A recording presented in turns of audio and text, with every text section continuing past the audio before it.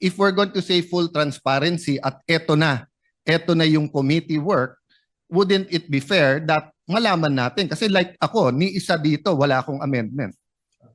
Ni isa dito. But I'm a member of all the committees and subcommittee. But no one ever, I was invited to all the briefings, but I was never invited to make the amendments here. So I was thinking, may committee amendments ngayon, and then we can discuss it and vote on it, di ba? You cannot be half a gangster. You're either a gangster or not, di ba? You cannot be half a person who believes in values, di ba? You believe in it or not. So either we believe in transparency or not. Ang punto ko lang naman po, we cannot be half transparent. It has been 21 days since we sponsored the proposed national budget for 2026. Over the course of 11 days and almost 90 hours of discussions and debate, we stand here today to open the period of amendments. Every budget cycle is demanding. The long hours and passionate discussions are part of a process that is meant to detect gaps, shore up weaknesses, and correct any inconsistencies in a document that carries real stakes in the lives of our people. Every peso we steward is a promise that government will deliver, that we will do what they will say, we will do what we say and hold ourselves accountable, and that those who serve us will follow through. Mr. President, I move for the adoption of the amendments contained in Committee Report number 18, and that the same be used as reference for individual amendments. For everyone's information, Committee Report number 18 has been uploaded to the Senate Budget Transparency Portal. Further, consistent with the commitment of the Senate for a transparent budget process that aims to restore the people's trust in Congress and the government, all proposed individual amendments shall be read on the floor and submitted for the body's consideration. With the consent of the body, the Senate officers will introduce their individual amendments, after which other members will present their proposed individual amendments specifying the agency, the program, activity, project, or PAP, and the amount. I so move, Mr. President. Mr. President, before that, parliamentary inquiry, Mr. President. Senator Alan Peter Cayetano, the minority leader, is recognized. Thank you, Mr. President. Mr. President, may I just ask our dear chairman, ang ating masipag na chairman, some clarification. So yung committee report that you submitted after the committee briefings, yan ang basis natin today. Correct. Correct Okay. po. And we started, I think, tama ba, 11 days tayo nag-interpellation? Tama po. Okay. So are you saying walang amendments after the 11-day interpellation? Meron din po. Meron pong mga amendments din po. No, because I'm a member of the committee, I don't remember a meeting where we discussed the amendments to the committee report. Meron din pong mga amendments na ipropose. Yes. Di ba last day po tayo nag-interpellation Friday? Friday. Oh, Correct. after that, hindi nag-meeting ang committee eh. Hindi po. Hindi po. So sino nag-decide sa amendments? Ang today po ang ipropose ay mga individual amendments. So yung committee amendments was naka-subsume na po doon sa committee report, Mr. No, President. so again, just That we passed. no, so that I've been clarified. The committee submitted a committee report Correct. that you sponsored. Yes. Okay. Mr. President. From that time to today, may amendments ba ang committee? Wala.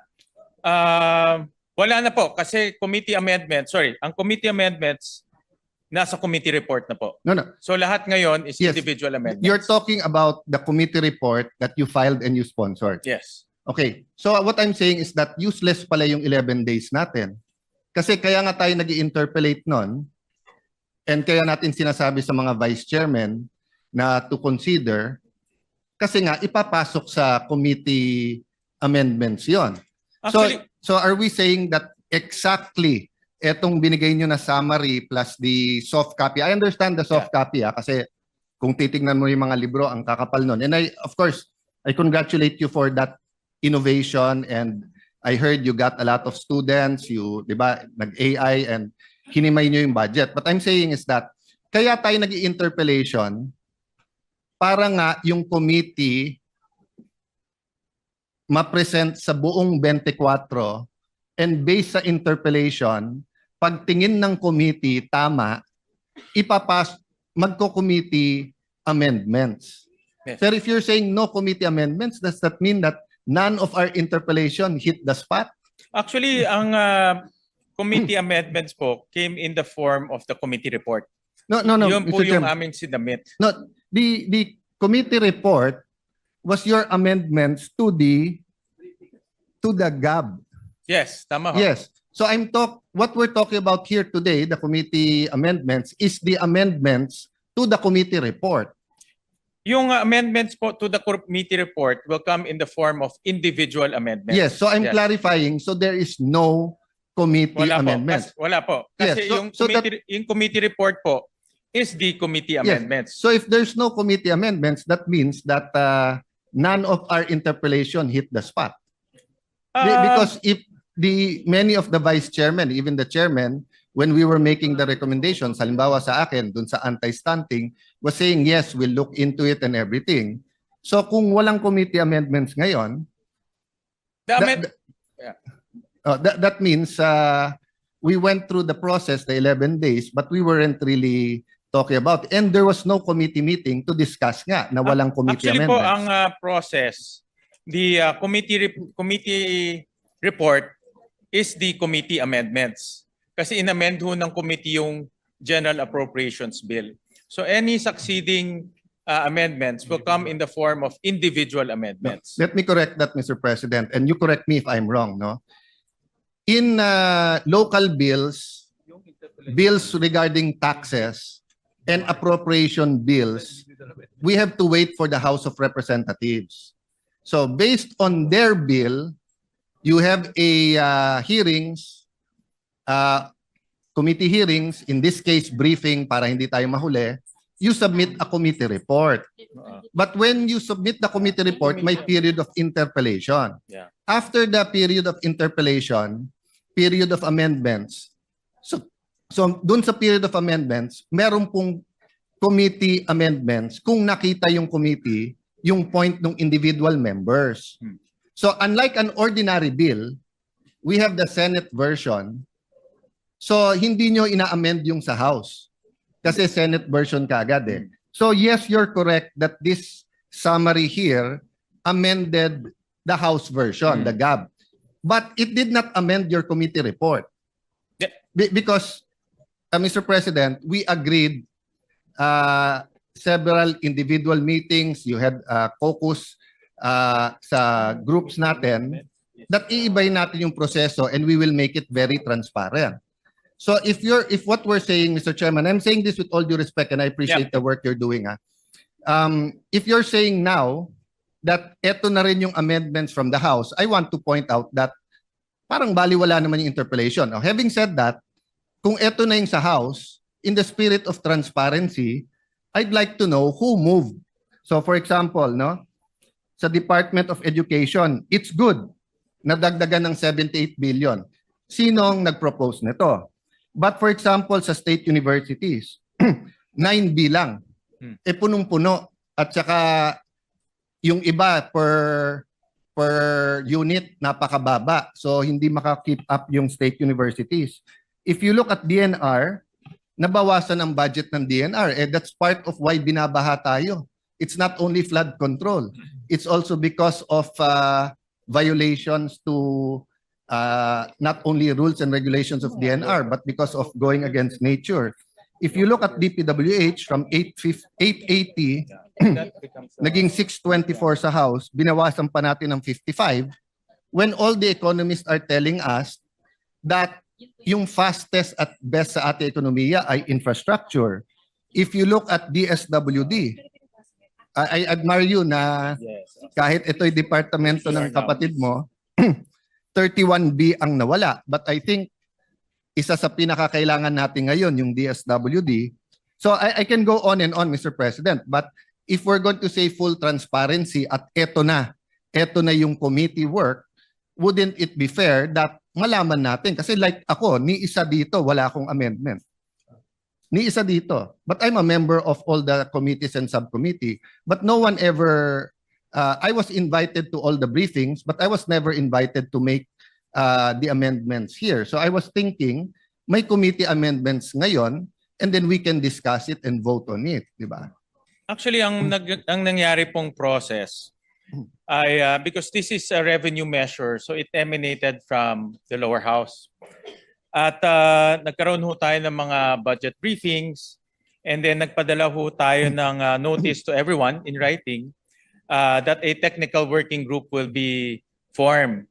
And may mga senators na nagpadala ng mga amendments nila. Yung mga staff rin ng mga senators were also there para mag-share nung kanilang mga inputs kung gusto nilang mag-amend. And then at the same time, the vice chairman also submitted their committee reports, yung subcommittee reports. So all of those kinonsolidate ho natin during the technical working group. So that became the committee amendments through a committee report. Since this is a revenue measure, all amendments by the committee will come in the form of the committee report. So the succeeding, ito pong ginawa natin naman sa plenary, kung meron pang mga iba pang amendments, it will come in the form of individual amendments. Let me clarify, Mr. President. It's an appropriation bill. Yes. So Sorry, it's an yes. appropriation bill. So Sorry. the same, kasi chairman ka rin ng Ways no, and Means, so, so the same process, tama, Mr. tama, Chairman. Okay. But the It's thing an is, appropriations bill. you're talking about the amendment from the GAB, not the amendment from the committee report. And if so be it. Kung yun po ang pleasure ng majority at yun ang proseso. But 'di ba, sabi nga po, you cannot be half a gangster. You're either a gangster or not, 'di ba? You cannot be half a person who believes in values, 'di ba? You believe in it or not. So either we believe in transparency or not. So if we're going to ask members now to propose their individual, maliliit yun eh. So hindi ba dapat malaman natin kung sino ang nag-propose ng mga to at ang proseso ng pag-approve nito, 'di ba? So kung meron dito may advocacy na itaas yung intelligence fund ng ganitong agency, o kung justified yun, okay. Kung meron dito ang gusto itaas ang per day na pagkain ng preso, maganda din naman yon, 'di ba? So dapat alam natin kung sino yon. Kung meron dito, sinabi DepEd hindi dapat state U ang mas mataas ang increase. Kasi for example, I agree education, pero 78B to DepEd and 9B sa state universities, medyo malayo. So I'd like to know who proposed this. So kung sinasabi natin yung vice chairpersons ang nag-approve, nagsabit sa inyo, but who proposed it? Kasi we will be showing people here that si Alan may amendment ng 500 million, 1 billion, 5 billion, baka tanggapin nyo, baka hindi. Pero totally inamend natin dito, billion. I'll give you another one example that's important to me. Many of us here believes dapat walang unprogrammed funds. Dapat wala. Kasi before 2022, wala naman unprogrammed eh. 'Di ba? So, pero ang committee report nakalagay dito, binawasan lang ng 68 billion ang unprogrammed, 174 billion ang natira sa unprogrammed. So that's what I'm saying. If we had a meeting after Friday or a caucus, we could have voted whether or not tingin natin may unprogrammed funds o hindi. But if it's your pleasure, we do that sa individual, that means you will allow us to do the individual and then to give a pretext. So for example, Mr. Chairman, I can move later on to take out the unprogrammed funds as an individual amendment. Is that correct, Mr. Chairman? Well, ang process po natin dahil ngayon po ay submission ng mga amendments. So the committee will welcome yung mga individual amendments sa mga members natin. Last point, Mr. President, because I don't want to belabor. What I'm saying is that it's an extraordinary budget with extraordinary problems. So dapat extraordinary din yung solution. Mm. So ang problema, ipapakita natin sa tao yung maliliit natin amendments at kung sino nagpro-propose nito at kung tatanggapin o hindi. Pero yung kalalaking amendments, hindi nating i-reveal sa tao kung sino ang nag-propose. Actually ho, yung technical working group, doon ho natin pinag-usapan itong mga amendments. Inipon-ipon ho namin yung mga amendments, inipon-ipon ho namin mga recommendations. Marami ho tayong mga senador na nagpadala po ng kanilang mga recommendations. So doon namin inipon-ipon po yung mga amendments. And that's not a problem, Mr. President, if the committee met afterwards for the committee amendments. Kasi even if you look at the rules, amendment comes after the debate is closed. So lumalabas, baliwala yung 11 days natin na debate eh. Hindi naman. Kasi yung mga napag-usapan natin, like for example, maraming mga napag-usapan at gusto pang i-amend yung committee report, it will come in the form of individual amendments, Yes, which we will... But when it comes in the form of individual amendments, first of all, tatagal.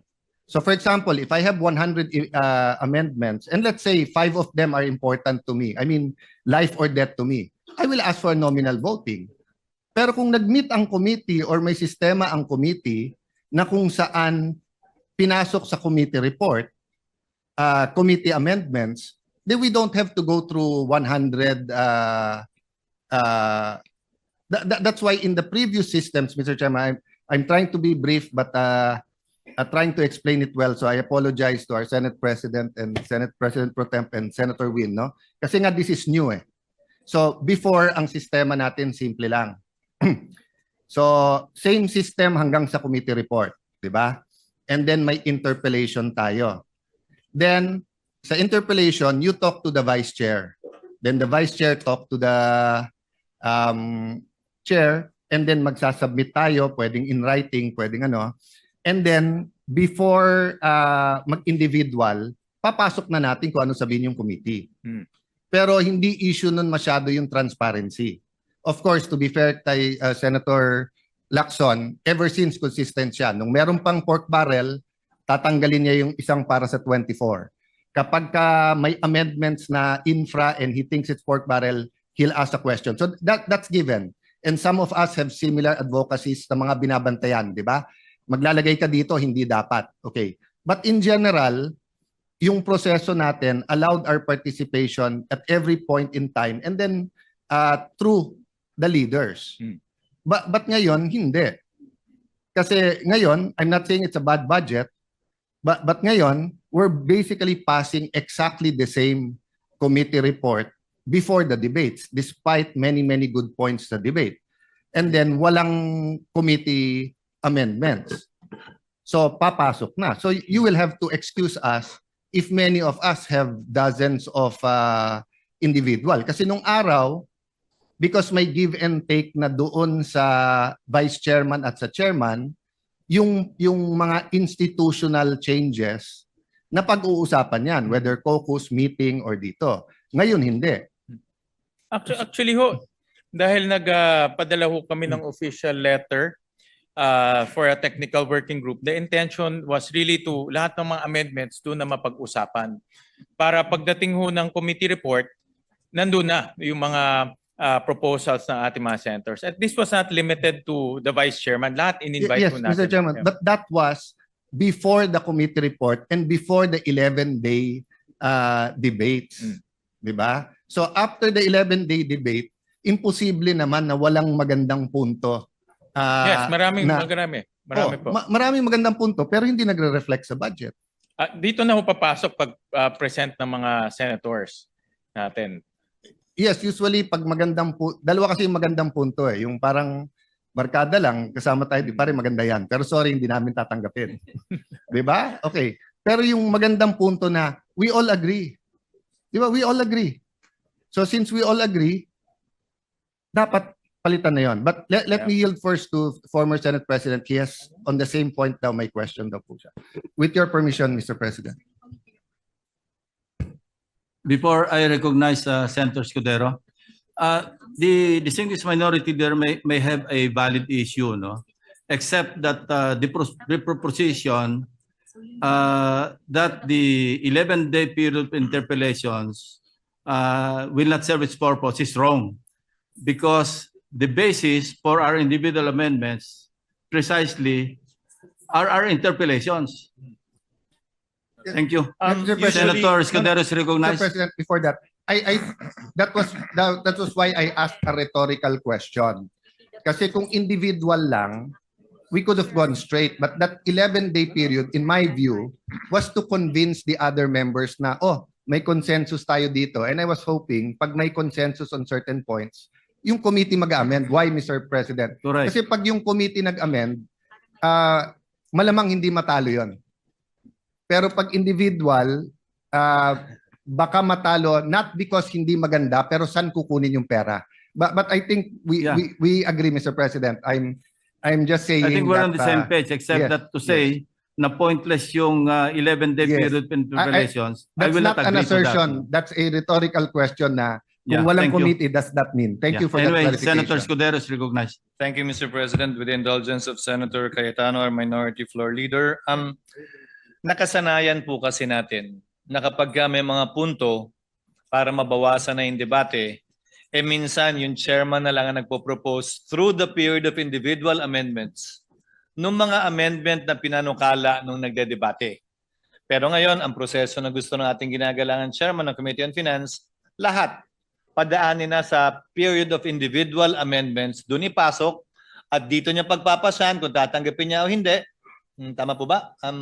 At kung may contention, ayaw niya, pagbobotohan sa plenaryo.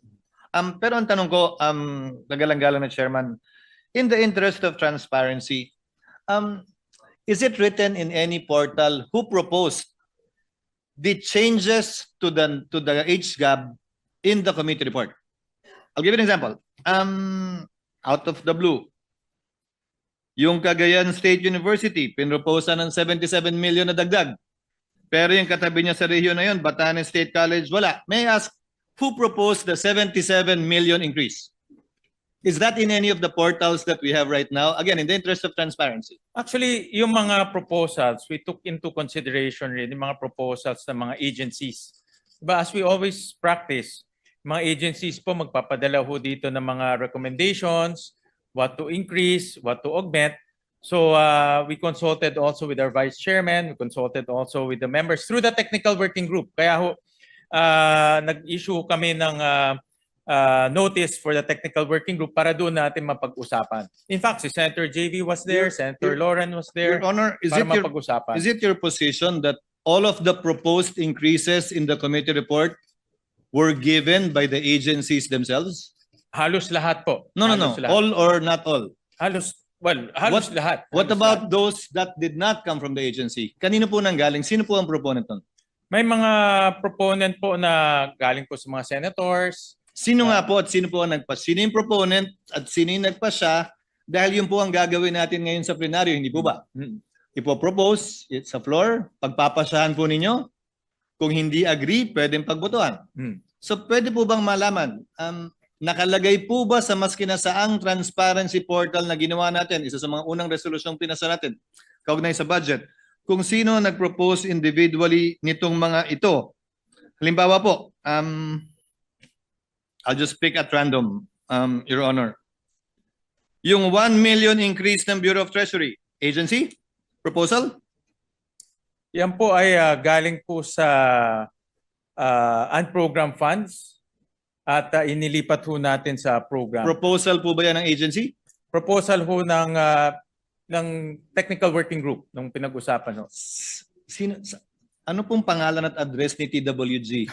I mean, again, we want transparency, Your Honor, right? So we have to put it on the record. Well, The whole changes involved in the committee report is about, according to you, 326 billion.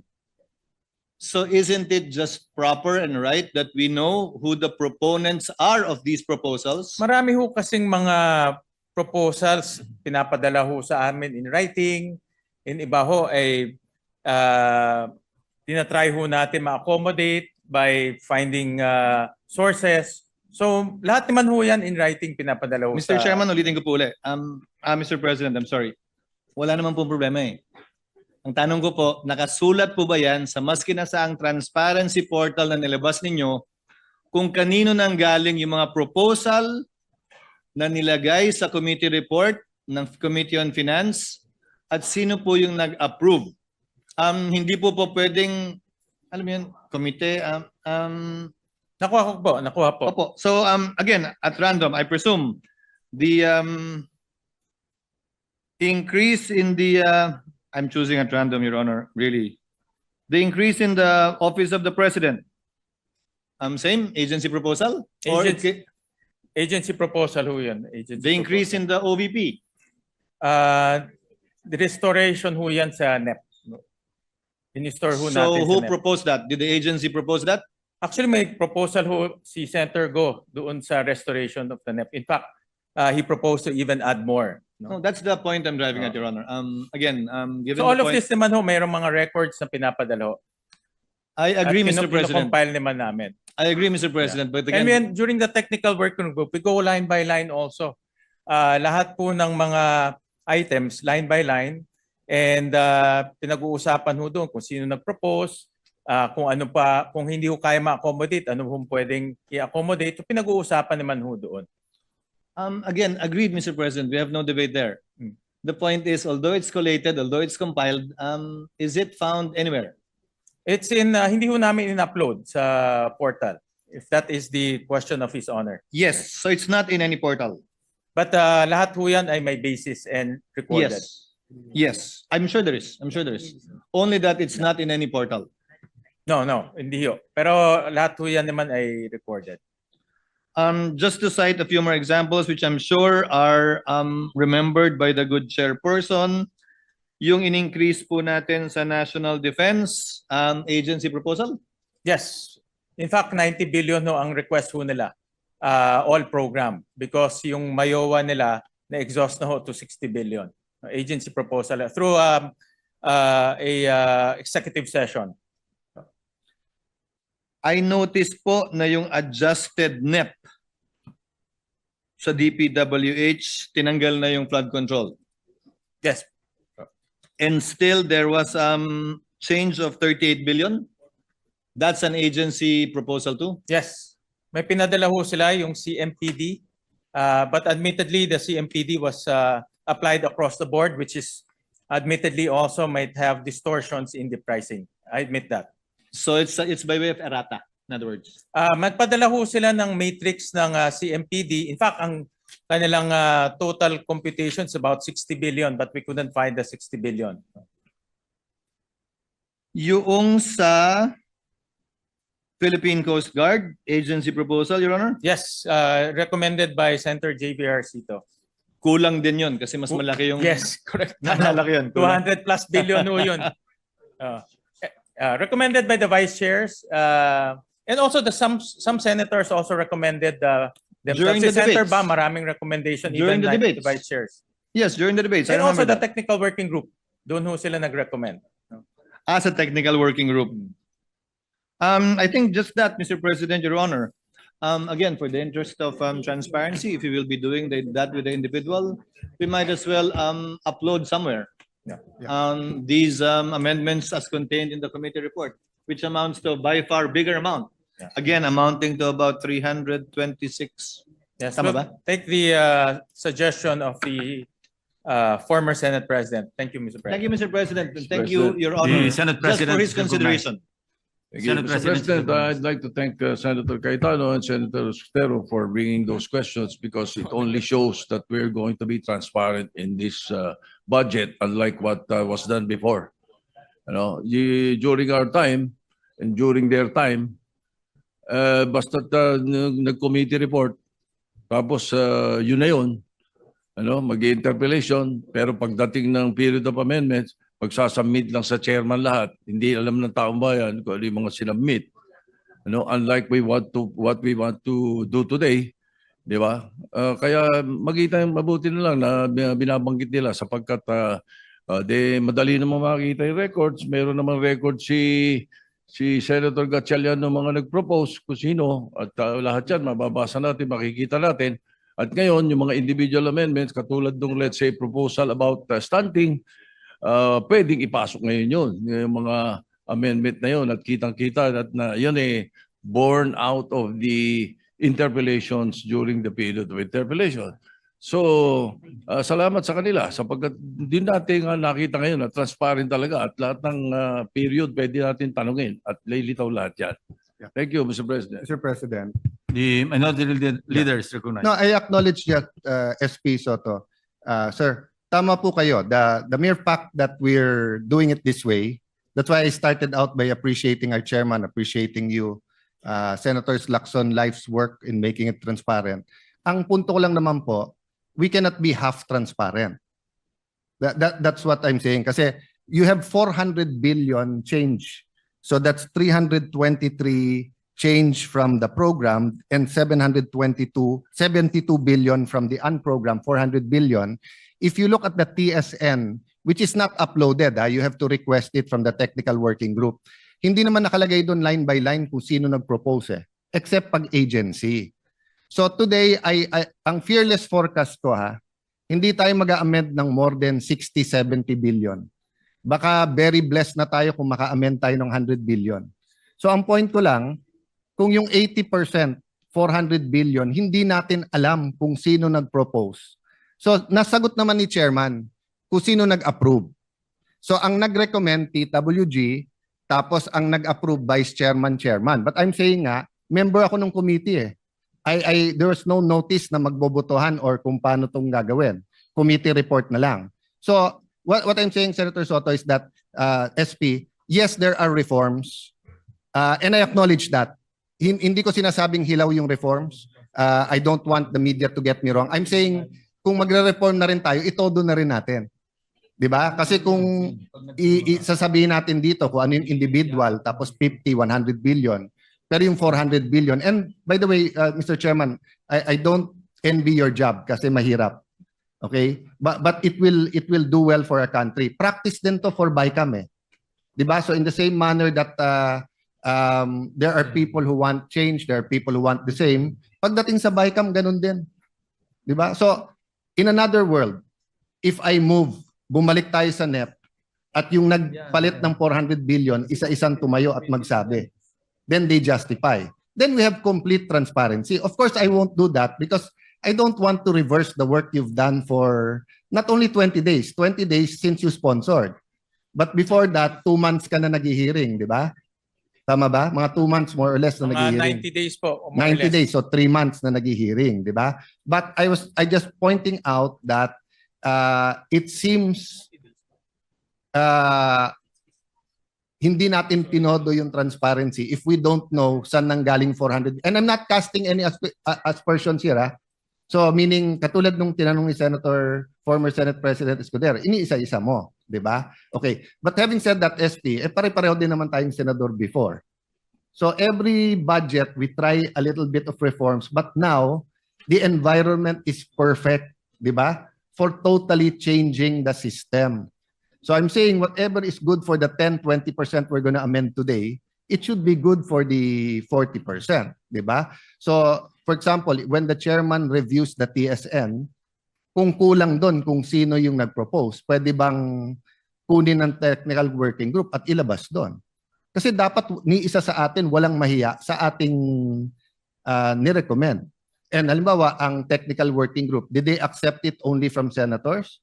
Or did they also get letters from mayors, from governors, from advocacy groups and everything? I wouldn't mind, So if there's an advocacy group for health, anti-smoking or health sa bakuna na ganito, kulang ng pondo, and that was the basis. Pero dapat transparent.